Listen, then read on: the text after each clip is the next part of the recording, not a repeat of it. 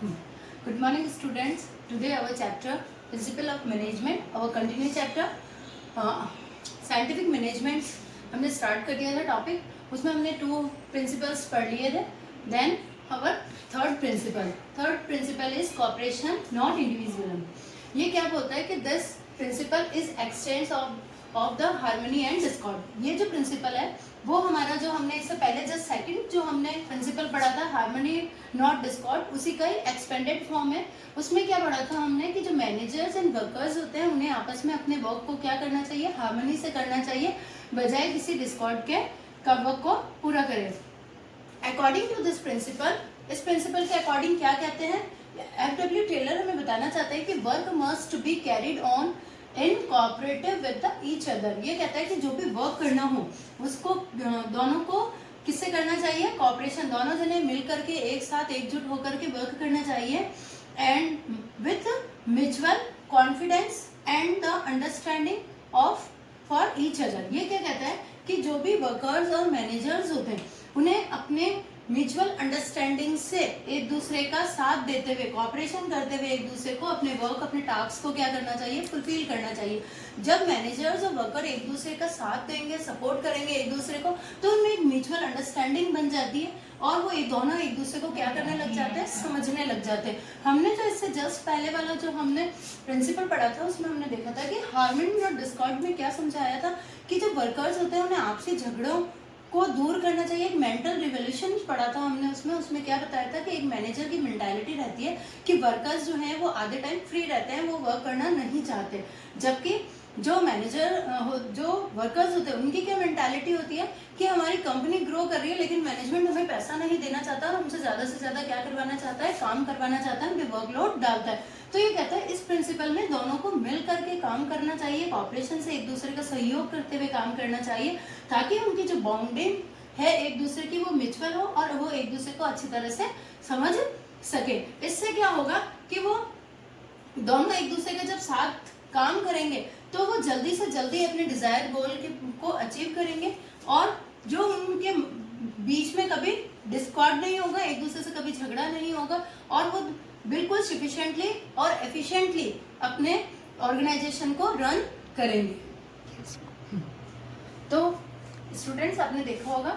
अब हम देखते हैं कि जो कॉपरेशन है इसको एक अदर फॉर्म में समझते हैं कि यहाँ लिखा है कि जो हमारे वर्कर्स और जो मैनेजमेंट होता है उसमें एक ओपन कम्युनिकेशन सिस्टम होना चाहिए. इसका मतलब यह है कि केवल मैनेजमेंट को जो है अपने वर्कर्स को केवल ऑर्डर नहीं देने चाहिए बल्कि उनके कुछ सजेशंस भी जो है वो कंसीडर करने चाहिए. हो सकता है जो वर्कर्स हैं उनके जब उनके जो सजेशन है उनको कंसीडर करेंगे तो जो वर्कर्स होते हैं वो हमेशा क्या करते हैं, बहुत तरह से सोचते भी हैं, तो आउट ऑफ बॉक्स जाके भी सोच सकते हैं और जो है एक अच्छा सजेशन हमें मिल सकता है. तो मैनेजमेंट को चाहिए कि वो उनके जो सजेशंस हैं उनको कंसीडर करें ताकि जो है वो अपने गोल्स में उन्हें यूज कर सके. ये जो है ओपन कम्युनिकेशन सिस्टम है, 2 वे कम्युनिकेशन है. इसके अंदर एक कम्युनिकेशन दूसरे से जब करता है तो बहुत ही, जैसे ए जो है, अगर मान लो ए मैनेजमेंट है और बी अगर कोई एम्प्लॉय है, तो जो बी है अगर ए उसको कोई ऑर्डर दे रहा है या उससे कुछ बात कह रहा है तो वो उसके लिए सजेशन के लिए भी उससे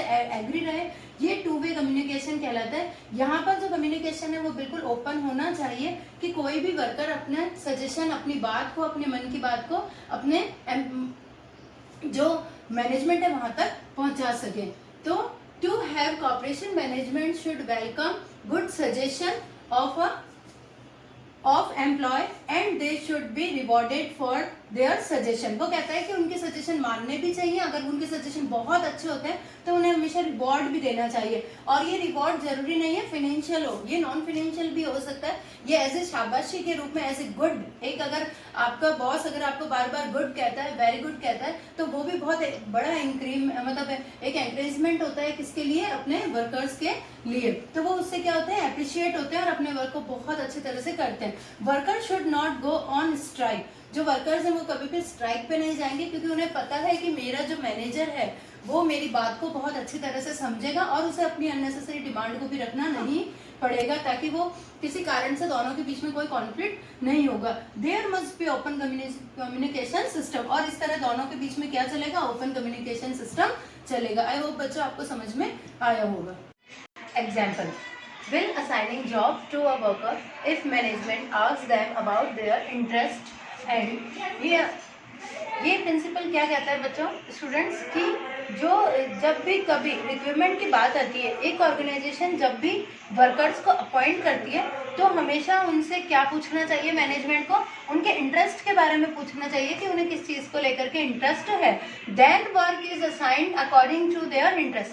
तब जाकर उनके इंटरेस्ट के अकॉर्डिंग उन्हें क्या देना चाहिए, वर्क देना चाहिए. इसका क्या डिफरेंस होता है बच्चों कि इसका यही होता है कि जो भी वर्कर होंगे वो जो भी परफॉर्म करेंगे वो बहुत ही एफिशिएंटली परफॉर्म करेंगे क्योंकि उन्होंने वही वर्क चुना है जिसमें उन्हें इंटरेस्ट है. तो ये जो प्रिंसिपल है वो हमें यही बताता है कि जो एफ.डब्ल्यू. टेलर है उनका मानना था कि जब भी वर्कर्स को असाइन किया जाए किसी भी टास्क के लिए तो हमेशा साइंटिफिक वे में करना चाहिए. तो यहाँ साइंटिफिक वे वही है कि उनके इंटरेस्ट के अकॉर्डिंग उन्हें जॉब देनी चाहिए, ना कि वो हमें जॉब में हमें किस पोस्ट के लिए रिक्वायरमेंट है ऐसा कभी नहीं सोचना चाहिए कि वर्कर्स किस एफिशिएंसी से अपने वर्क को पूरा कर पाए, उसी को हमेशा ध्यान में रखना चाहिए. मतलब वर्कर भी इम्पोर्टेंट है तो उनका वर्क भी इम्पोर्टेंट है.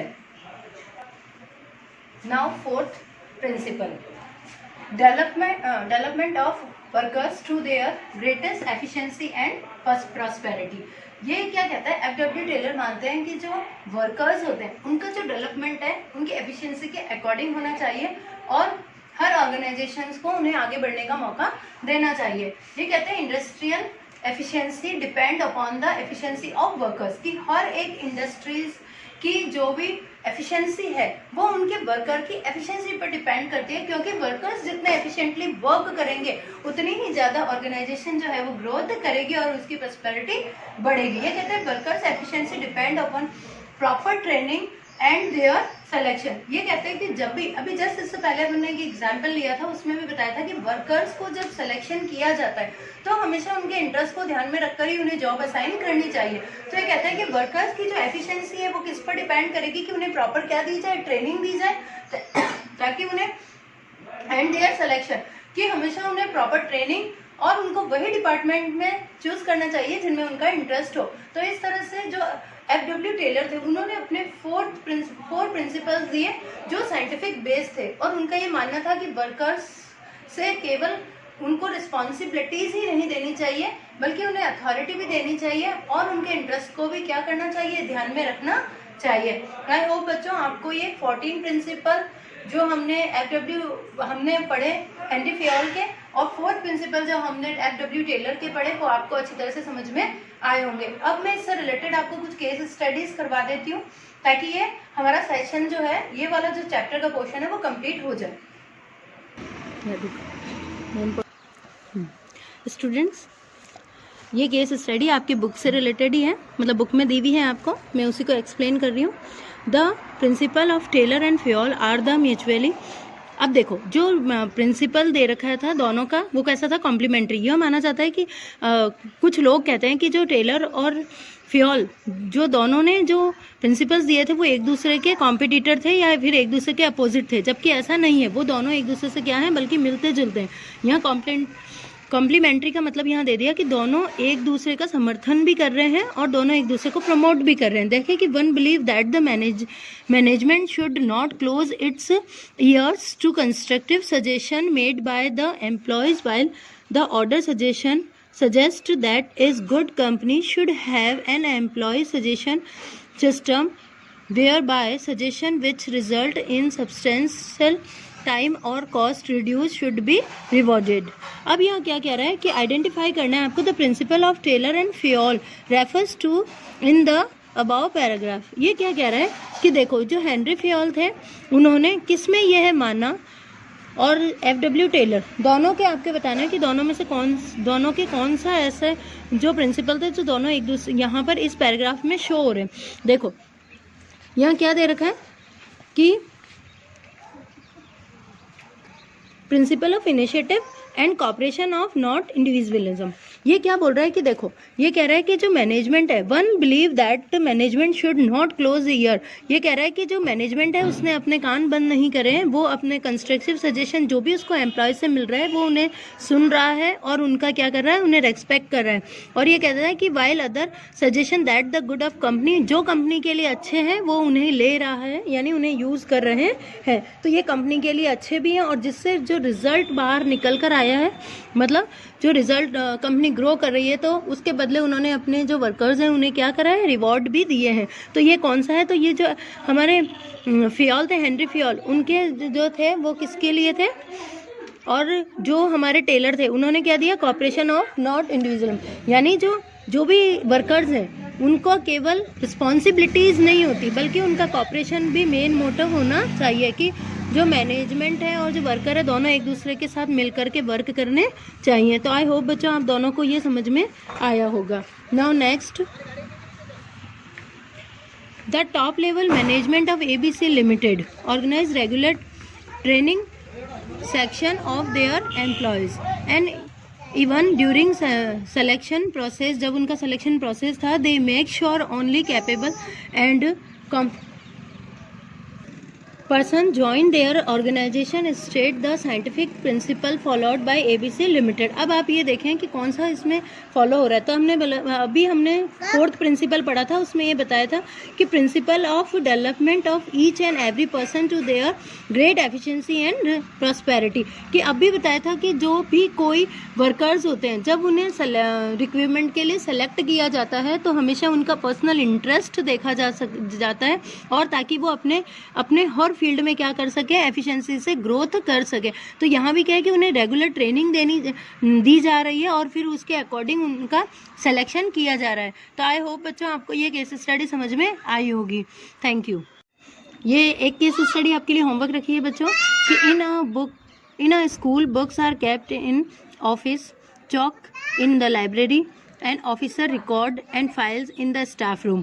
Which principle of management is voidable here? अब आपको ये बताना है कि ये कौन सा प्रिंसिपल है। मैं आपको हिंट दे देती हूँ, ये हेनरी फियोल से रिलेटेड है। तो आप इसका आंसर मुझे कमेंट में लिखकर बता देना बच्चों। Thank you.